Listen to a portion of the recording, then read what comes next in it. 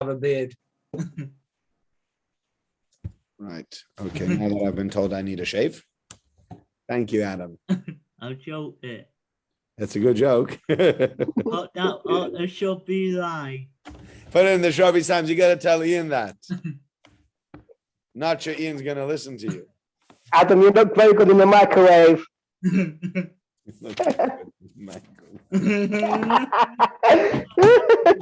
good. No, don't looks good in the microwave now.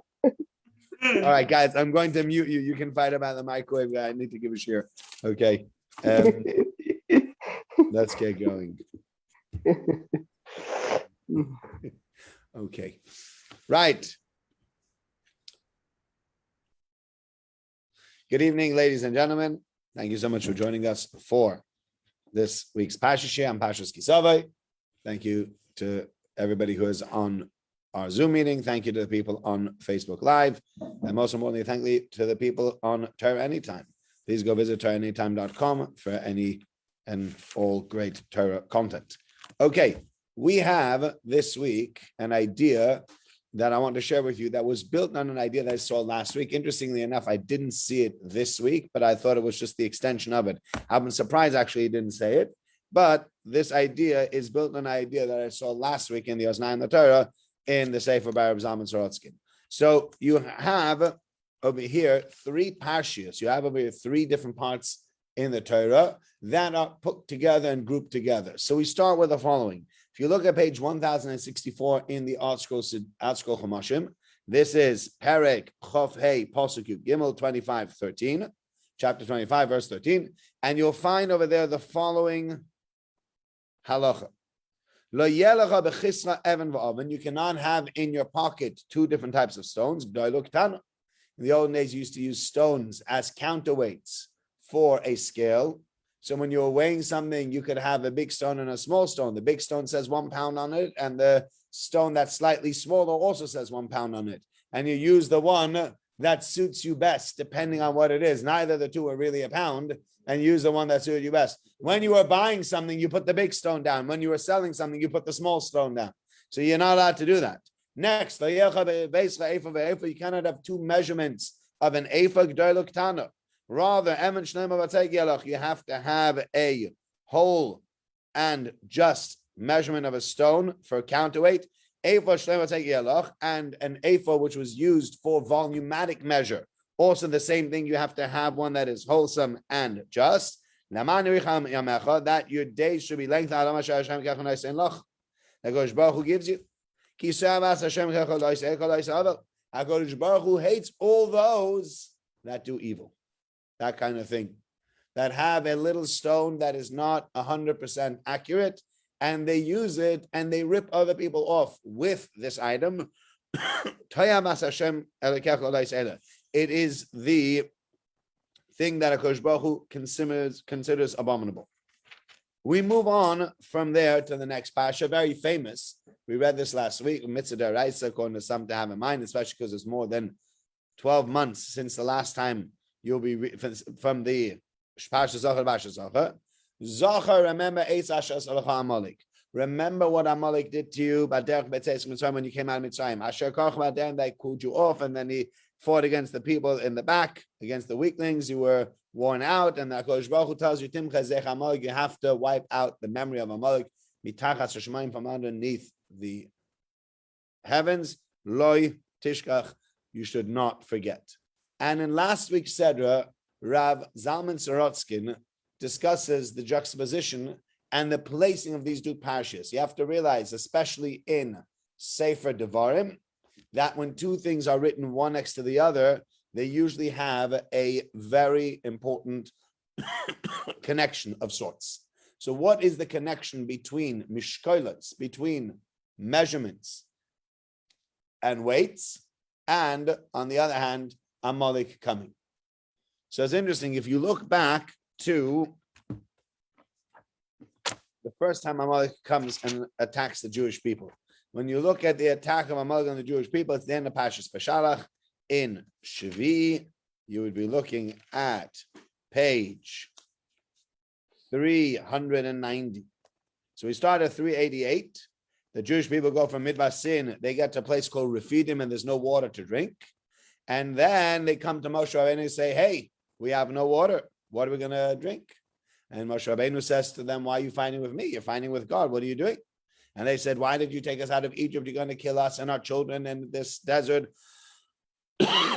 Everyone's very, very thirsty. What's going on with you, Moshe Rabbeinu? Moshe Rabbeinu screams to God out and says, what am I going to do with these people? They're going to kill me. So Hashem says, they're not going to kill you. Walk in front of them, take along your stick. And here is the time where Kodesh Baruch Hu actually told Moshe Rabbeinu to hit the rock, which is why at a later stage in the Torah, Moshe Rabbeinu was supposed to speak to the rock. It didn't work and he hit the rock. How did he learn to hit the rock? Because hitting the rock comes from the Pasha over here in Beshalach. Moshe Rabbeinu is told, hit the rock. He hits the rock, water comes out, and the people get to drink. And then the verse finishes off in Pasuk Zayin, verse 7. They call the place Masa u'Meriva. Masa and Meriva. Masa Meriva means the following. Al-Riv b'nei Yisrael. For the fight, about the fight of the Jewish people. Meriva means a fight. And for testing God, saying, Hayesh Hashem b'kebeinim, is God really amongst us or not? That is what happens. The Jewish people say, we don't know that God's around. We don't have anything to drink. How do we know that God's with us or God's not with us? You know what happens after they say that they don't know if God is around or not? Vayavo Amalek. Amalek comes. Rashi there on Pasuk Ches actually tells you that gives the following mashal. So imagine if a father was walking around with his son on his shoulder. And the son says, Daddy, can I have this? Sure, I'll get you that. Daddy, can I have this? Sure, I'll get you that. And you're walking around and the son's having a great time on his father's shoulder. He's got a great view. He can see everything. He can see the world. And finally, they bump into friends and he looks at his friend and his friend says to him, no, how you doing? He goes, great. I just can't find my father. And his father's like, you what? And he chucks him off his shoulder, puts him down. And at that point, there were some dogs around and the child gets bitten by the dog. That's what that's the mashal that's brought over here. He says, similarly, the Jewish people were being carried by Kodesh Baruch Hu the entire time they were in the desert. They're in the clouds of glory. They're having manna to eat. They're drinking the water of the well. For them to say, have you seen God around? Excuse me? You're in his clouds of glory. You're drinking his water. You're eating his food. You don't know where God is. So God says, okay, I'll place you down. I won't be watching anymore. And if there's anybody else that wants to attack you, they can come and they can attack you, which Amalek takes as the bait. And they go and they attack the Jewish people. And the idea being, Amalek, it says, Vayava Amalek, Amalek comes and they fight with Yisrael and Refidim. Why do Amalek come? Amalek are of the belief that there is no divine presence. There is no God amongst the Jewish people. It's all just a fantasy and a fairy tale, and it's people's imagination, and there's nothing really about the Jewish people that's special. And therefore, Amalek comes. When the Jewish people say, I don't know where God is, I'm not sure if God is taking care of me or not. So God says, look, you think you're on your own? Fine, I'll leave you on your own. The verse actually says, by us, Asher Karacha Baderech, the one that chanced upon you or called you off, depending on how you learn the verse in Parasha Ki Savo. It says Asher Karacha Baderech means he called you off or he chanced upon you, saying it's all chance anyway. It's all happenstance. And therefore, Amalek comes when, this is what we learned from Parashas Beshalach, Amalek comes to attack the Jewish people when the Jewish people lack faith in God and don't see God in their daily life. The Jewish people said, we don't know where God is. We don't know who's taking care of us, where we're going to get water from. So God says, you don't know how you're going to get water. You don't know where I am. Fine, manage on your own. Comes Amalek. That is the connection that we make in Parshas Beshalach. Says Rav Sorotsky, if you look in last week's Sedra, you will find that right before Amalek comes the idea of La Yelecha B'chischa Evan Va'aven G'day L'Katana. You should not have in your pocket a big stone and a small stone. You cannot be dishonest. You must be honest in your business dealings. You must always use accurate scales, and those accurate scales must be employed correctly so that you and all the other people that do business with you are all honest in their business. That is what's brought right before the story of Amalek. Says Rav Sorotskin, we all know that Parnassus from HaKadosh Baruch Hu. Parnassus from heaven. If anybody needs any reminder, or if anybody needs clarifying whether Parnassus is from heaven or not, just look at the last 20 months.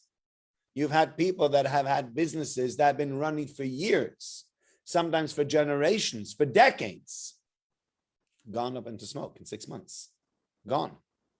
And you've had people that for years and years and years have struggled, and suddenly they pivoted and they've done really, really well with PPE, with masks, with gloves. There are people for whom Corona has created tremendous opportunities, and there are people who Corona has absolutely bankrupted. And had you asked these people just 6 months before Corona, what do they think? Where is their business going to be at in 12 months' time? What would they have said to you? Oh, we'll be flying high. Our orders have never been as high as before. We've never had as many customers as we've had before. We just keep on growing. We're making another branch, and things are just going haywire. So good. 12 months later, nothing left of them. Businesses that are massive, that were bringing in millions and millions of pounds of turnover and profit a year, gone. Why? Because God is the one that gives parnasa. God is the one that decides whether you will or you won't make money. Of course, you have to put in your effort, and it has to be an effort that is a worthwhile effort. You can't just go out of the house, walk outside, go, left my house, I've made an effort to try to work, I'm going back inside. That's not good enough. You really do have to put in an effort. But as long as that effort is something that can produce fruit and can be good enough to make money, HaKadosh Baruch Hu could give you money even if your effort is not tremendous. Some people don't work very hard and still make a lot of money. Some people work their socks off and still are making very little. So the person that has unjust weights or unjust volumatic measurements, things that aren't real, that aren't fair, that he shouldn't be using, what does he believe? What does this person believe? It's all in his own hands. It's not up to God. And therefore, if I rip you off and I rip you off and I rip him off, I'll make an extra 200 pounds just by ripping 3 people off. And if I do this an entire month, I'll be laughing. And God says, you can laugh, but I'll take care of it. I can even out the score, either down here or up there. But don't you worry about it. God will even out the score. It's not going to stay uneven. Never will. That's part of what God's promise does is. There is a promise that he's taking care of the world, that the world is just, that the world is fair, and that everything that's going to happen is going to have a consequence. So the person who is not honest in his business dealings believes that by doing a little shmuchel, he'll be able to outdo God. So he also believes somewhat that God's not there all the time. Because if he truly believed God was there all the time and God is watching him all the time, he wouldn't be dishonest. There's a famous story that they tell with the Chafetz Chaim. The Chafetz Chaim was once, I think they tell with the Chafetz Chaim, that's how I heard it. Chafetz Chaim was once on a carriage with somebody else, and that fellow saw a beautiful apple tree, and he wanted to take some apples. And he said to the Chafetz Chaim, listen, you keep a lookout. I'll go get a few apples. I'll come back. I'll split them with you. Chafetz Chaim says, thank you. I don't need your apples. He goes, all right, I'll take them for myself. Just do me a favor. Could you keep a lookout? He goes, yeah, sure. No problem. Anyway, the guy's going tiptoeing, gets close and closer to the apples. Finally, he's about to raise it. And he goes, someone's looking. The guy comes running back out. He looks around. He goes, nobody here. Oh, okay. He goes, all right. Thanks for warning me. Goes back out, almost touching the apple. He goes, someone's looking. Comes back out. He does this 2 or 3 times. After the 3rd time, he goes, you keep on calling someone's looking. I look around. There's nobody here. What's your problem? Are you blind? Why do you keep on calling me? He goes, God's looking. Someone's looking. It's not that no one's looking. You think because there's no people around, you're getting away with this. God's looking. God sees everything that you do. Don't think God didn't realize that you ripped somebody off, you overcharged somebody, you stole from somebody, but you don't know. You think God doesn't know? So the person that is stealing money from other people, the person that is using weights that are not really straight, believes God isn't looking. So we connect him to Amalek. Amalek also believes God isn't looking. The guy who's dishonest, God's not looking. The Amalek, God is not looking. But in this week's Pasha, we have the following. So now we get to this week's Pasha. I know I spent a long time on last week's Pasha. I shouldn't have even spent as much time. But in this week's Pasha, start 1068, chapter 26, Perek Chovav, Pasuk Aleph. V'hoya ki savo it will be when you come to the land, Kosh Baruch Hu will give you as an inheritance, and you will accept it. It will become yours. You take the first of the fruits, and you bring it up to Yerushalayim, and you read this special formula of Aram Yovid Oven. You put down the fruits, and then you go away. What's the connection there? What is the connection between that? And not only that, Rav Zalman Sorotzkin actually points out that the word Vehoya connects the Pasha of Amalek back to here. So this week's Pasha and Amalek are connected. So what's the connection between this week's Pasha and Amalek? So I wanted to say, I'm surprised he doesn't say this, but I wanted to say that this is really the continuation of the entire discussion and is the opposite. You have on the one hand the guy that steals from God, or that steals from people, sorry. He's stealing from people by using weights that are not accurate. A big stone, a little stone, ripping people off. Then you got Amalek that doesn't believe in God. Again, like the other guy, who's not really showing the true belief. And now you have the guy on the other side. And the guy on the other side is the fellow that says, you know what? I've worked so hard. I've watered and I've tilled the ground and I've pulled out all the weeds. I mean, I've never been really to a farm properly watching them do it. But my understanding is, okay, it's gotten a lot easier nowadays, but it was backbreaking labor. When a farmer, couldn't have been an easy job. Still not easy, but today with machinery, it's a lot easier than it used to be. Still work long hours. They still worry that you can still have all washed away by the weather. Yeah, absolutely. There's no guarantee. A farmer is really in the hands of God. If, too much sun, dries out. Too much rain, washed away. Still in God's hand, very much so. Very, very much so. And even if it's too dry, and nowadays we've learned how to water and irrigate our fields and water the crops. What if there's a drought everywhere? You're not really allowed to do that. So all sorts of issues can come up. A farmer works very, very hard to be able to produce his crop. And when the crop finally starts growing, there must be this feeling of pride inside him. Yeah, I did it. I worked hard. I did all that I had to. I plowed and I sowed and I reaped. And I had to put on the fertilizer, and I had to get rid of all of the different weeds, and I had to keep a lookout that people didn't keep on coming into my field to steal my stuff. It's been hard work. Now it's finally grown. Am I not great? What does Bikurim do? Bikurim takes that farmer and says to him, the first fruit that you have, the first thing that comes out of your field, you know what you're going to do with that? That needs to go to God. Why? Finally, I got a fruit. Imagine you finally grew a fruit and that goes to God. Yeah, exactly. That one goes to God. Because you know what it is? It's our realization that says this land, we didn't do anything to deserve this land. We'll speak more about this, what Rav Hirsch says. But we didn't do anything to deserve the land of Israel. How do we deserve it? What did we do to get it? Nothing. How do we conquer it? Miraculously. Where were we before we got into the land? We were slaves. So we were slaves, we were taken out, we got a land. Yes, I worked hard on it, but now I have these fruits. And I come up to Yerushalayim with my Bikurim. And I bring it and I place it before God and I say, HaKadosh Baruch Hu, I know it's from you. As hard as I worked, this is all from you.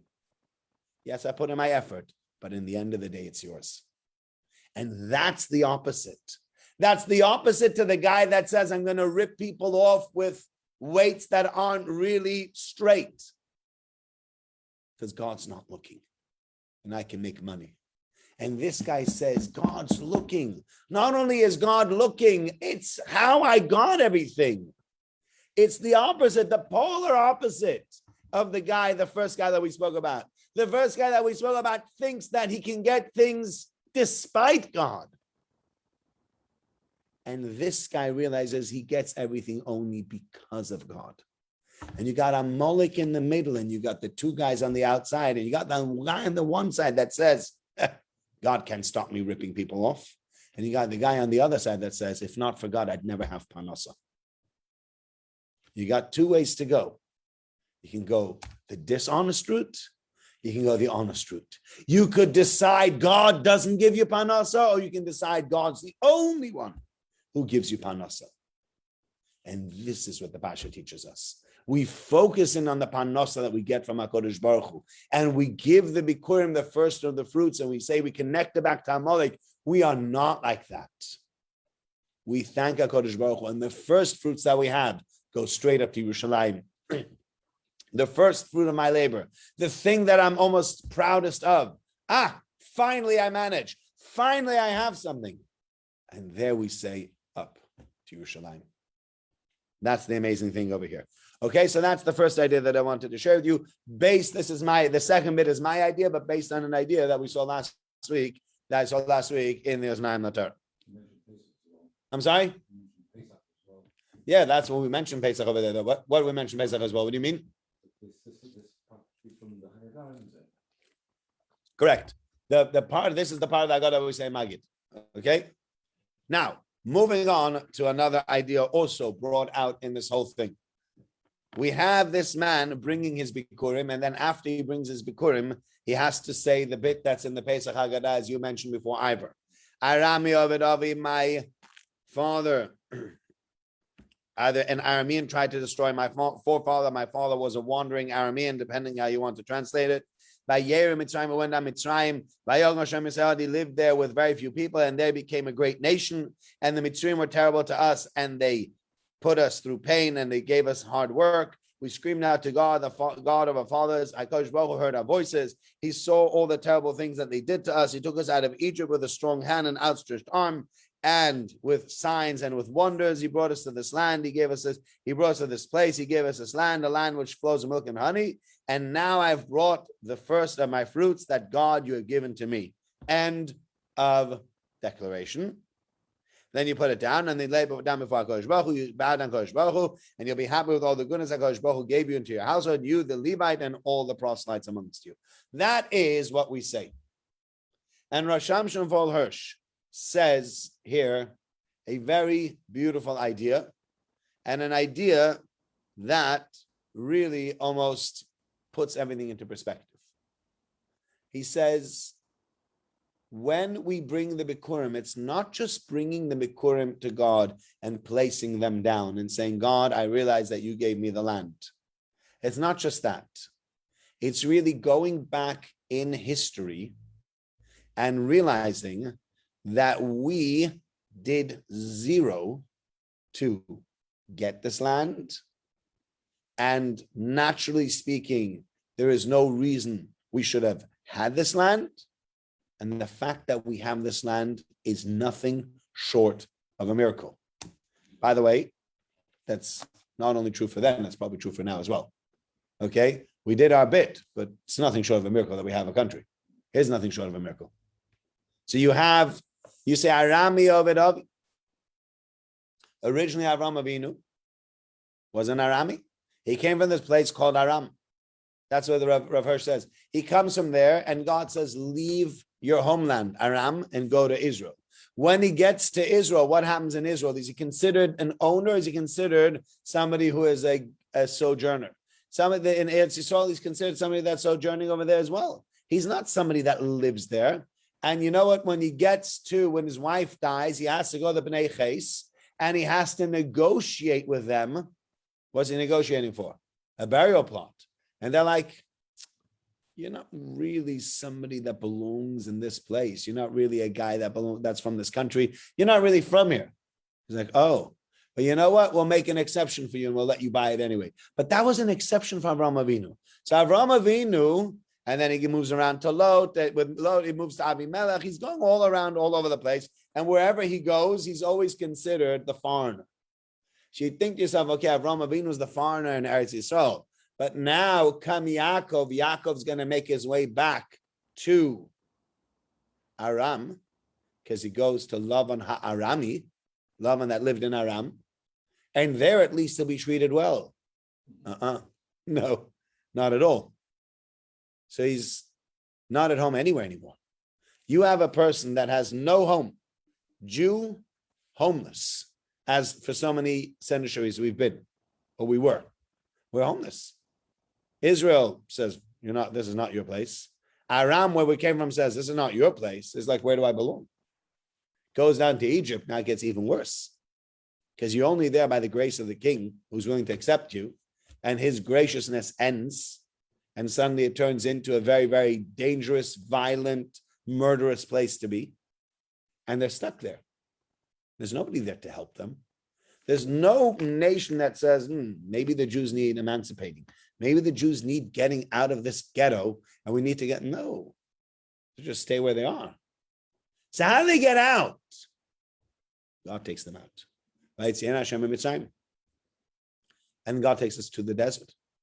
And then God takes us into the land of Israel.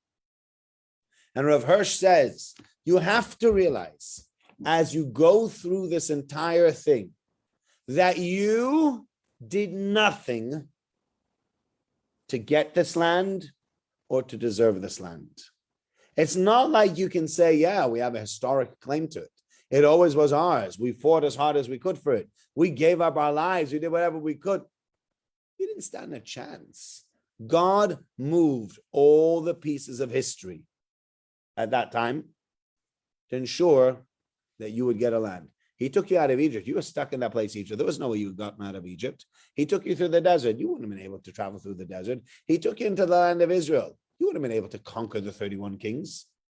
You weren't a warrior nation. So how did you have Israel anyway? How did you get this place? Only one answer. What's the answer? Hashem. And therefore, when we bring the Bikurim, it's not only the realization that God, you've given me these fruits. That's the small realization that a person comes to.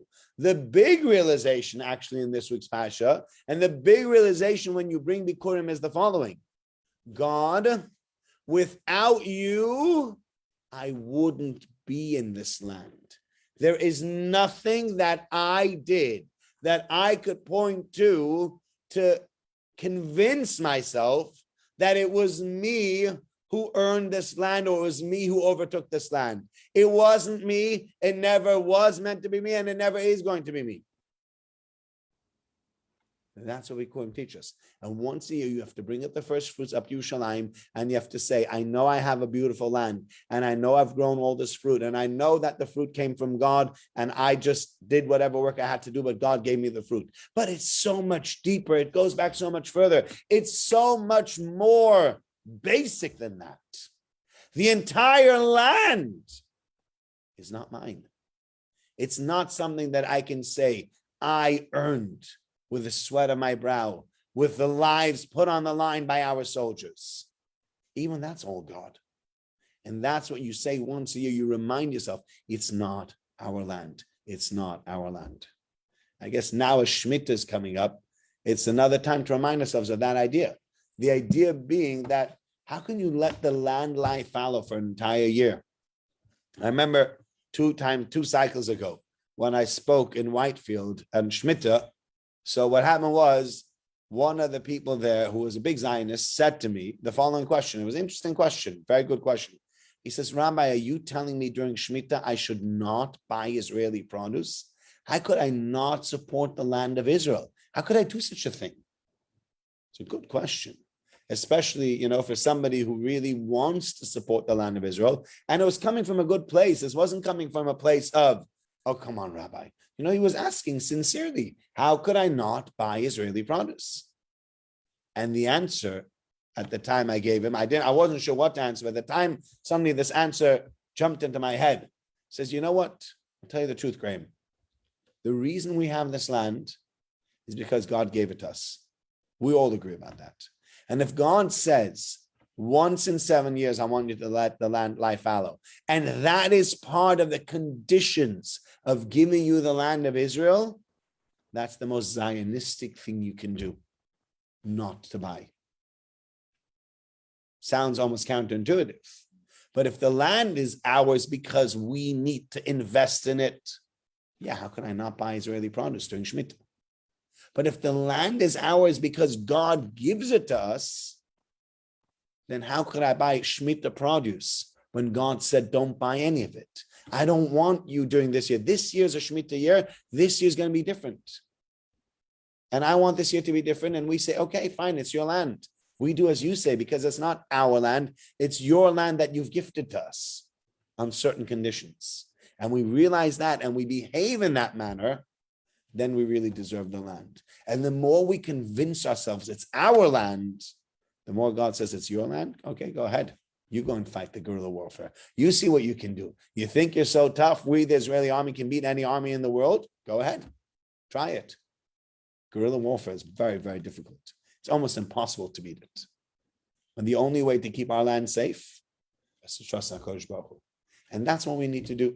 And that's what the Pasha teaches us. Trust in HaKadosh Baruch Hu. Realize the land is a present from HaKadosh Baruch Hu. That everything you get is a present from HaKadosh Baruch Hu. And HaKadosh Baruch Hu is watching you at all times to ensure and to make sure that what you do in your business and in your private life is straight and honest.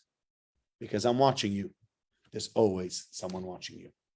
Thank you so much, all of you, for joining me.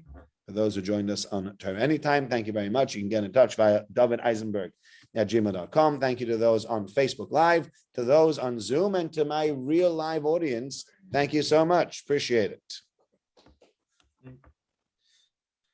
Give yourself a round of applause. Shikoyach, Rabbi. Thank you. Thank you. Thank you. Thanks, Clive. Thanks, guys. Thank you. Thank you.